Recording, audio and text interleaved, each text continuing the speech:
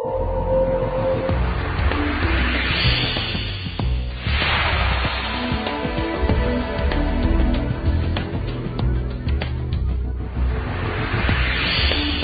amigos, hoy en Luz y yo tenemos la oportunidad de entrevistar a Sebastián, un escultor cuyas obras se caracterizan por un lenguaje plástico basado en la combinación de figuras geométricas y abstractas. Maestro, gracias por recibirnos aquí en tu casa, No, Sebastián. al contrario, gracias por invitarme, es un honor para mí.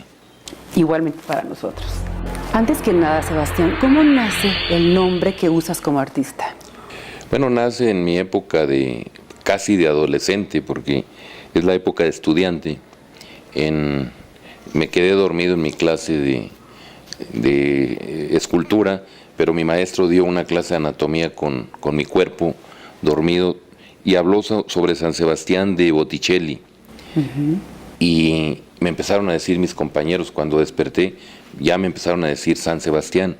A mí no me gustaba, porque bueno, pues se parecía como que se estaban burlando, pues, en broma. Y en una comida los republicanos españoles, si recuerdas antes que los republicanos españoles daban una comida al candidato a presidente de la República, en la época de candidato del presidente Echeverría, fui a la comida y era yo un estudiante de San Carlos, era una comida cultural. Y vino una persona, se acercó y me dijo, oiga, usted se escapó de un cuadro de Botticelli. Le digo, ¿de cuál? De San Sebastián de Botticelli. Y era don Carlos Pellicer, el gran poeta mexicano. Y bueno, se me hizo curioso la relación de dos puntos de vista por separado sobre San Sebastián. Pero pasaron como 8 meses más y una crítico de arte francesa, Edith Recura, me hizo una entrevista. Yo firmaba como E. Carvajal y me hizo la entrevista, me mandó el escrito, y cuando yo lo leí, la narración de cómo me describía concluía diciendo, es un joven mexicano que se asemeja a un San Sebastián de Manteña. Ya con la tercera vez en relacionarme a San Sebastián, tomé el seudónimo, dije, bueno, el destino ya me dictó el Sebastián. Y empecé a pensar en mercadotecnia, si Sebastián era un hombre fuerte, poderoso, como imagen, como ícono, y evidentemente sí, porque había la relación del ícono del santo, y también que a nivel internacional es lo mismo, nada más varía un poco la pronunciación. Sebastián sigue siendo Sebastián en todos lados, en Japón, en Egipto, en cualquier idioma, en alemán o en francés, sigue siendo Sebastián. Claro. Entonces era un buen nombre para ser internacional, ¿no? Antes de ser Sebastián, platícanos cómo era la vida de Enrique Carvajal en tu natal Chihuahua. Bueno, es la vida de un niño sin recursos, pero con una libertad y con una felicidad extraordinaria, porque en la soledad de mi pueblo, y con la soledad, que así se llamaba mi mamá, me formé en libertad entre el límite de lo rural y lo urbano.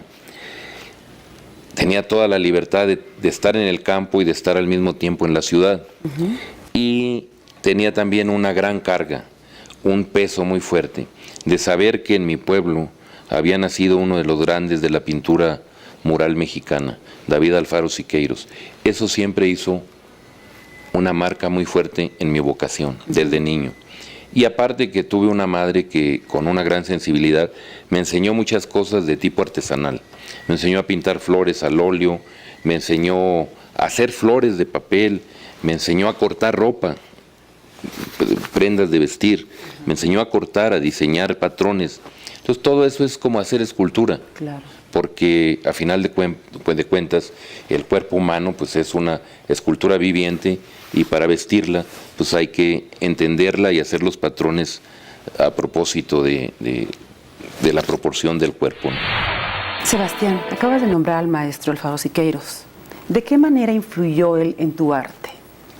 Bueno, es contundente, es rotundo, pero también la influencia fue muy fuerte del momento que se vivía y que vivía yo, que era la fuerza de la Escuela Mexicana de Pintura en su ya cuando estaban completamente, que habían llegado al éxito y a la madurez, yo me traslado a México a los 16 años y llego con esa gran influencia y con ese amor por la Escuela Mexicana de Pintura. Pero al entrar en la Academia de San Carlos me doy cuenta que el tiempo ya había pasado y que la historia ya se había transformado en el proceso, en el devenir del arte, y la Escuela Mexicana de Pintura ya empezaba a ser historia nacional y que había que buscar nuevas posibilidades de expresión y que como artista tenía que encontrar una manera personal, un lenguaje muy personal que fuera Sebastián, que fuera lo que yo encontrara como escultor. Y bueno, empecé a trabajar sobre eso, pero llegué a los 16 años a la Academia de San Carlos prácticamente adolescente.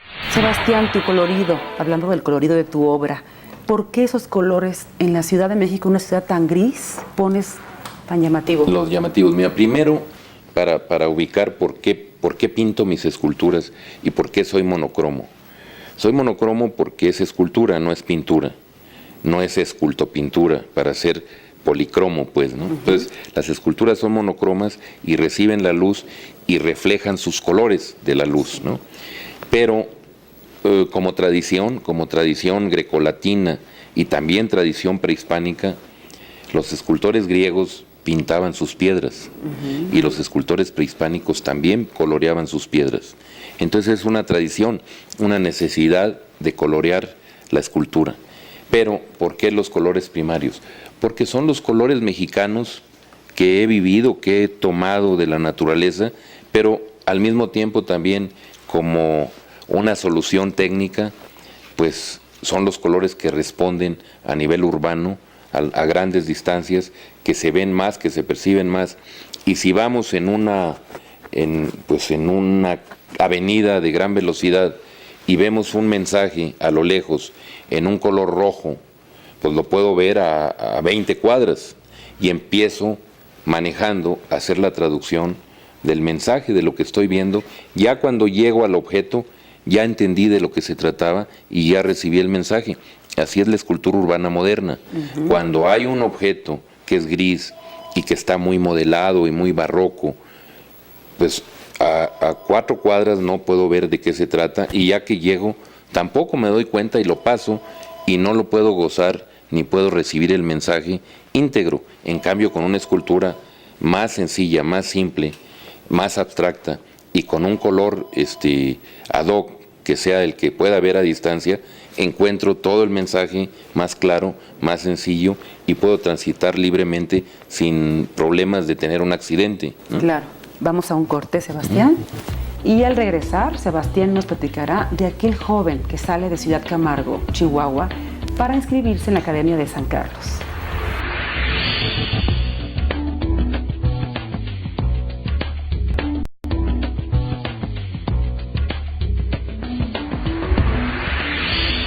Continuamos en Luz y yo conversando con el maestro Sebastián aquí en su estudio de la Ciudad de México. Sebastián, ¿para ti fue difícil como estudiante acoplarte aquí a México a la forma nueva de vida? No, yo cuando llegué a inscribirme en la Ciudad de México, llegué emocionado y llegué a un lugar muy especial. Llegué a inscribirme en San Ildefonso, que era la preparatoria nacional, pues, ¿no? Y es llena de gran tradición, y lo más bello es que encontré los murales de Diego y de Orozco como mi primer recibimiento como un adolescente. Ahí me inscribí para entrar a San Carlos, y luego, pues ¿qué serían? 32 años después, exhibí en San Ildefonso como culminación de una carrera, ¿no? Eso para mí fue muy significativo llegando a la Ciudad de México. Fue difícil llegar a la Ciudad de México de 16 años sin un 5, sin nada, sin una beca, sin nada. Y lo que hice fue buscar una posibilidad. Entonces me fui a vivir a San Carlos, conocí a Benjamín Domínguez, pasamos momentos muy duros, pero que nos formaron y que nos templaron, ¿no? Claro, qué maravilla, aquellos tiempos en que todos empezaban. Así es, ¿no? Sebastián, te tocó vivir un movimiento del 68 en Tlatelolco. ¿Qué experiencia tienes de todo eso? Platícanos. Bueno, yo estuve en San Carlos trabajando para toda la publicidad, para toda la imagen de protesta del movimiento. Y por tal razón, bueno, pues estábamos fotografiados y videograbados, o en Super 8 o en película, iban y nos grababan, y nosotros creíamos que era de publicidad o para la televisión, y no, es que nos estaban fichando. Ah, claro. Entonces, cuando vino el momento de Tlatelolco, que me tocó estar ahí, que fue horrible, pues me detuvieron, y entonces me llevaron al campo militar número 1, y estuve preso en el campo militar número 1, y me salvó una cosa extraordinaria, que ser de Chihuahua justamente. En mi destino, pues así es la historia, ¿no? Yo ya estaba para que me consignaran con el Ministerio Público, y me tocaron 2 ministerios públicos de Chihuahua. 2 jueces ahí que me iban a consignar, y me preguntan, ¿dónde naciste? Pues en Camargo, Chihuahua. Oye, es paisano. Entonces me ayudaron, claro. No me consignaron, la verdad. Me dijeron todo lo que debía decir, que si me preguntaban, me ayudaron y no me consignaron, y entonces quedé libre, ¿no? Qué maravilla. Sí. ¿Influyó este movimiento algo en tu obra? Influyó en un sentido en que el día que yo salí de la cárcel, yo tenía la consigna de nunca más perder tiempo, si no era para mi obra y para mi quehacer artístico, plástico. Y desde ahí empecé a producir, porque pensé que yo iba a morir ahí en el campo, que se acababa mi historia, pues, ¿no? Dije, si salgo de esta, ya lo único que me queda es empezar a producir mi obra y dedicarme a mi carrera. Y para eso sirvió, más que todo, ¿no?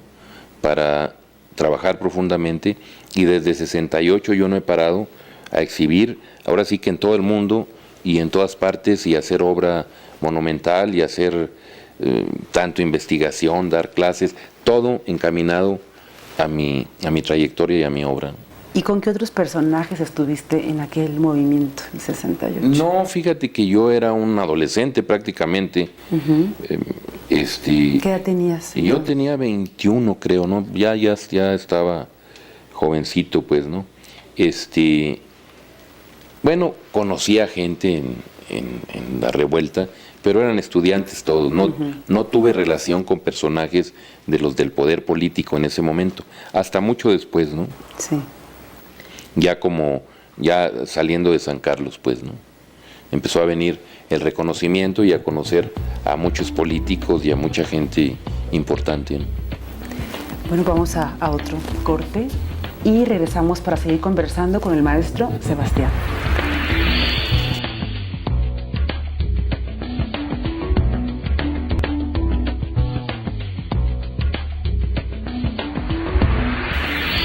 Continuamos en Lucillo platicando con nuestro invitado de hoy, el maestro Sebastián. Sebastián, ¿cómo nos podrías definir tu obra? Bueno, mi obra en un principio es de pequeño entorno y es pequeña de interior, pero en un momento, sobre todo a finales de los 70s y empezando en toda la década de los 80s, me vuelvo un escultor urbano monumental, de grandes obras, de obras que se vuelven íconos, se vuelven hitos de las ciudades, y que en muchos momentos son puertas, son entradas a la ciudad. Entonces la ciudad se las apropia, el pueblo, como parte esencial de su imagen. ¿En cuántos países has estado por todo el mundo, Sebastián? Bueno, es difícil que en número que yo sepa. Te puedo decir cuántas esculturas monumentales tengo regadas por todo el mundo. Tendré como 156 esculturas en todo el mundo. Y en todos países, pues pueden abarcar desde toda América Latina. Algunos no tengo en Ecuador, en Bolivia y en Perú no tengo esculturas, en los demás sí tengo. Y luego en México, en muchos estados de la República tengo escultura monumental. Tengo en Vancouver y en Montreal. Y luego tengo en Japón 16 esculturas monumentales, y luego en China tengo 2, y así me voy brincando, me voy hasta Egipto. En Egipto tengo 2, en Israel tengo 3, brinco a Europa y en Europa tengo en Lisboa, en Portugal. Esas esculturas tan grandes que haces, ¿tienen algo que ver con las extensiones de Chihuahua, tan amplias? Sí, mucho es eso. Lo que pasa es que, bueno, eso ayuda al sentimiento y al concepto de tratamiento monumental en la obra. Pero más que todo, las obras de tipo urbano monumental son necesariamente grandiosas, monumentales, porque se vuelven íconos de las ciudades. Si es una escultura pequeña, no alcanza a tener la fuerza para conmover el espíritu del hombre y volverse una imagen importante, como la Puerta de Chihuahua, que tiene 46 metros de altura, o como la Torre Eiffel en París, que es pues es un signo, un ícono de una ciudad y que es la cultura ya como imagen de París. Ya no se puede pensar París sin la torre. Claro. Así son los íconos monumentales. Entonces uno ve la torre y si la quitan, se termina una gran fortaleza de lo que es París, ¿no? Claro. Así, para eso son los monumentos con esta naturaleza. Por eso son tan grandes, por eso son monumentales. Deben de ser así. No es por mi egoísmo personal o mi vanidad personal faraónica de que se vea una obra cada vez más grande. No, es por necesidad urbana, ¿no? Platícanos, Sebastián, algo que mucha gente no sabe, del caballito. Bueno, el caballito es una chimenea, es realmente una gran coladera de la Ciudad de México, es una lumbrera de la Ciudad de México, por ahí escapan los malos olores del drenaje profundo. Para eso se puso, para que sea un escape. Lo que no tiene resuelto son los filtros. Y entonces lo que pasa es que por ahí sale los malos olores, pero se condensa y eso es ácido. Entonces eso va acabando al caballito, la oxidación es muy rápida. Entonces vamos a tener que pronto hacer reparaciones en la estructura del caballito porque está expuesto a la oxidación como si le estuviéramos echando ácido directamente, ¿no? Entonces es muy rápida la oxidación. Eso es el único defecto que tiene porque no tiene los filtros adecuados, ¿no? Pobre caballito y pobres Sí, nosotros, ¿no? Es Lo un que caballito respiramos. con mal aliento, es cierto, ¿no? Qué bárbaro. Un dragón. ¿Cómo se inicia el proceso para tus esculturas, Sebastián? Bueno, para hacer una escultura monumental es un proceso, para hacer una escultura de pequeño entorno o de interior es otro, pero a veces mezclo las dos, ¿no? Yo inicio con el tema, si es que me dan tema a nivel urbano, o yo mismo me propongo el tema y empiezo a pensar y a razonar en el tema y luego a concluir haciendo una maqueta. Hago una maqueta de cartón, la concluyo y luego la meto a la computadora para empezar a hacer los planos y la animación del objeto, de cómo se verá a 10 metros, a 15 metros o a 20 metros, y para hacer el estudio de que verdaderamente cumpla con lo monumental, que no sea nada más una escultura amplificada por capricho. Y luego ya en la computadora sacamos los planos, las plantillas para fabricarse en mi taller. Es muy sencillo. Bueno, al parecer. Sebastián, ¿te consideras un artista obsesivo? Yo creo que todo artista en el universo debe ser obsesivo y compulsivo. A veces algunos llegamos casi hasta la enfermedad, no es para tanto, pero yo creo que todos, si no tienen la obsesividad y lo compulsivo, no pueden producir, no podemos producir.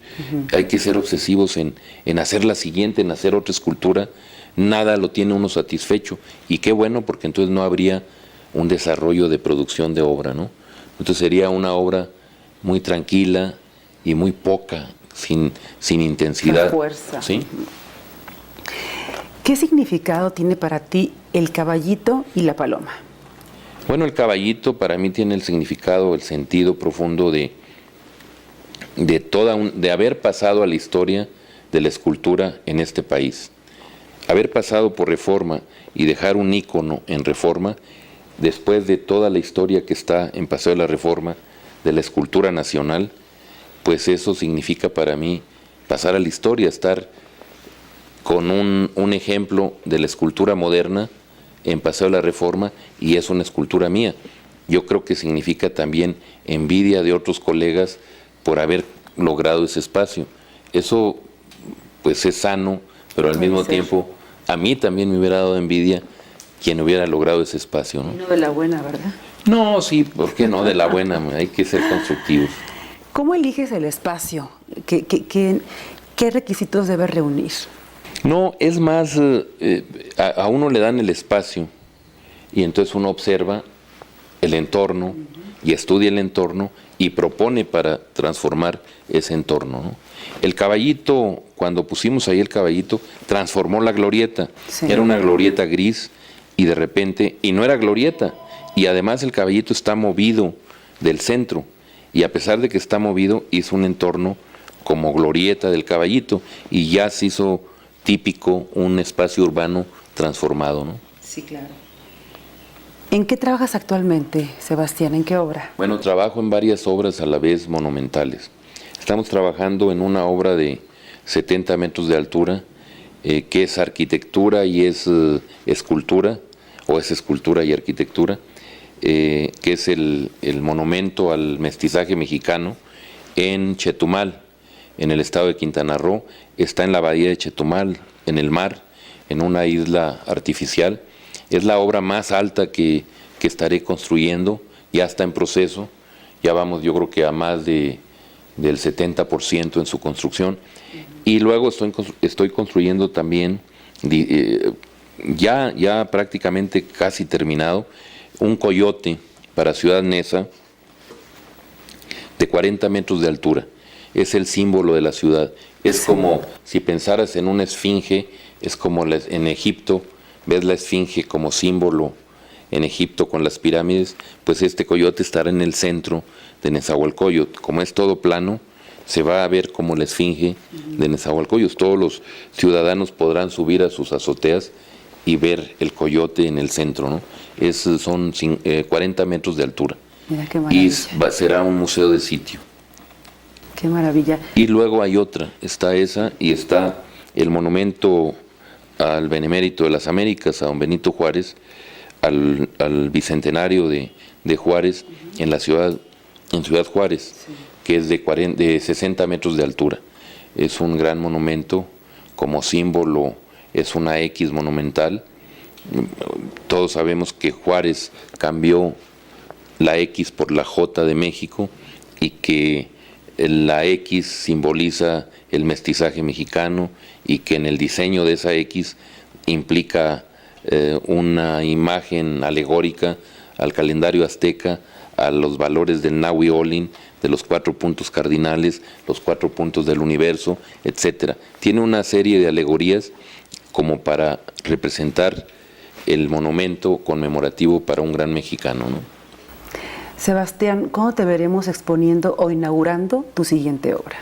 Bueno, recientemente, ahora ya muy cercano, en la ciudad de San Antonio, en el Instituto de México, voy a tener una exposición individual y al mismo tiempo vamos a poner una escultura de pequeño entorno, porque no es de 4 metros de altura, pero va a estar en el interior de la biblioteca de San Antonio. Ah, muy bien. Tienes una fundación que lleva tu nombre, platícanos un poco más para que sepamos. Bueno, la Fundación Sebastián fue necesaria en mi, al estar produciendo toda mi obra y ver que tenía cierto éxito en la producción de la obra a nivel internacional, pensé qué manera podía buscar yo de protección. Pues una manera era un museo, pero la mejor manera era hacer una fundación que se dedicara a preservar, a promover, a difundir, a restaurar la obra del escultor Sebastián en todo el mundo y especialmente en México. ¿Qué le dirías al próximo presidente de la República?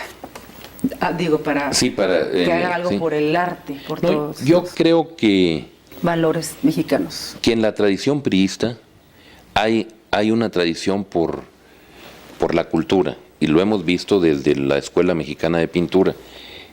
Siempre ha habido una atención y un cuidado a la cultura. Realmente los programas culturales que todavía resisten y están funcionando vienen de la cultura priista, de los gobiernos priistas en la cultura. Pero gracias a que México es un país de raíz y de esencia cultural y de primer mundo en la cultura, no será en la gran tecnología y en lo económico, pero en la cultura sí es un país de primer mundo. Pues gracias a eso lo que yo podría pedir al que viene, que siga conservando esa profunda tradición de los mexicanos a nivel cultural, que respete esa raíz cultural mexicana y que la promueva en el mundo, que le dé dignidad en el mundo. Ahí sí han estado los gobiernos un poquito débiles en fortalecer la imagen de sus artistas, de sus creadores y de su cultura en general, ¿no? Siempre ha sido un placer tenerte con nosotros en el programa y aquí estar contigo en tu medio artístico. Al contrario, el placer es mío y muchas gracias por estar aquí. Al contrario. Sin duda los amigos de Luz y yo han tenido la oportunidad de conocer la vida y obra de uno de los escultores más talentosos de México actual, Sebastián. De ustedes, amigos, los espero la próxima semana en otra emisión más de Luz y yo. Hasta pronto.